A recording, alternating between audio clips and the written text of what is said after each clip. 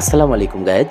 আজকে আমরা কথা বলবো পৃথিবীর একজন নিকৃষ্ট ও রক্তপিপাসু বিজেতাকে নিয়ে, যার নাম হচ্ছে চেঙ্গিস খান। তার আসল নাম হচ্ছে তেমুজিন।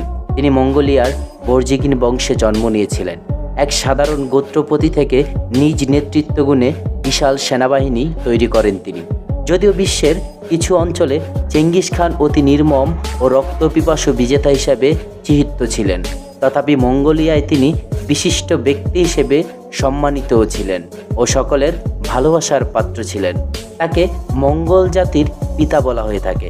চেঙ্গিস খান তথাপি তেমুজিন জন্মগ্রহণ করেন 1162 সালে।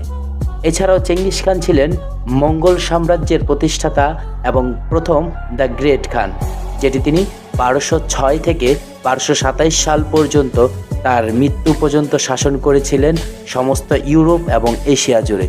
এটি পরবর্তীতে